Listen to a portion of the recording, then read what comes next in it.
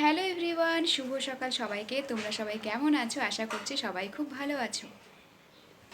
Riaz daily blog চ্যানেলে তোমাদের সকলকে জানাই আমার তরফ থেকে অনেক অনেক ভালোবাসা।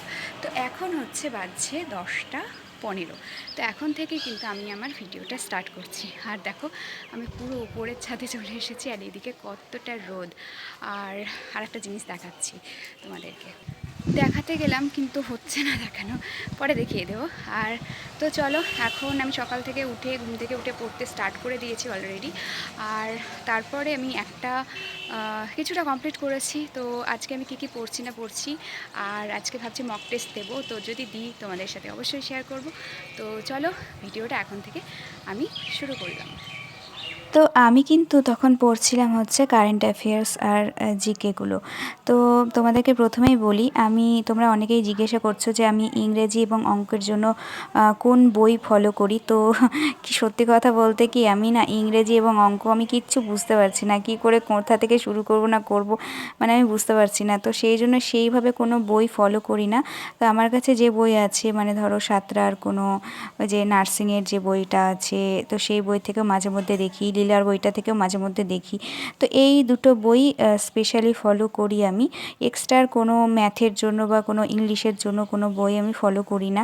তো সেই জন্যই না, মানে তোমাদেরকে কমেন্টসে আমি শুধু ওইটুকুই বলেছি। আর আমি যদি ফলো করতাম তাহলে অবশ্যই দেখতে পেতে তোমরা ভিডিওতে।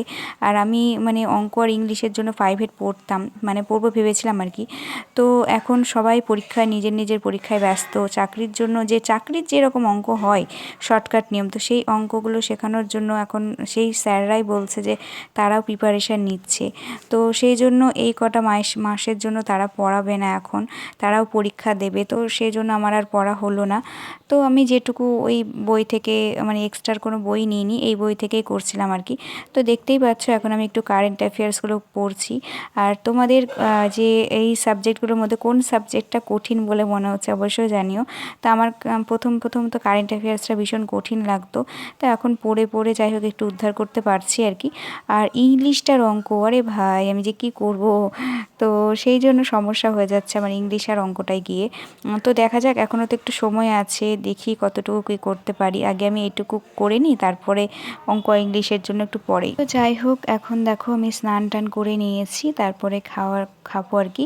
তো এইটুকুই বলার যে আমি কোন বই ফলো করি, আশা করি তোমাদেরকে আমি বোঝাতে পারলাম।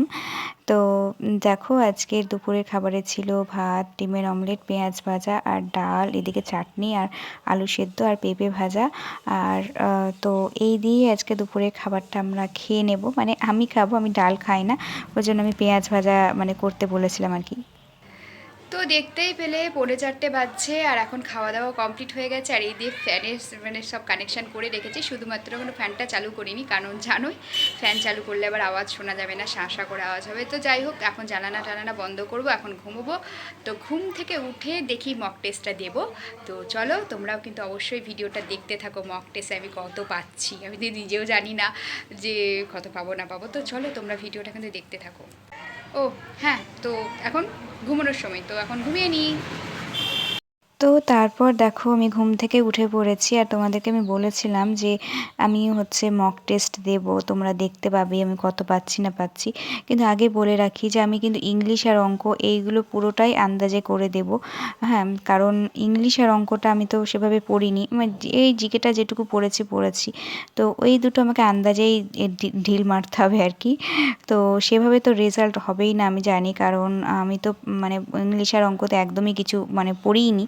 তো সেই জন্য, আর দেখো বিকেলবেলা উঠেছি, আমার বিকেল থেকেই শরীরটা আমার খারাপ লাগছে। আমি মক টেস্টটা সত্যি বলতে এখনই বলে দিচ্ছি, দিতে পারিনি আমি।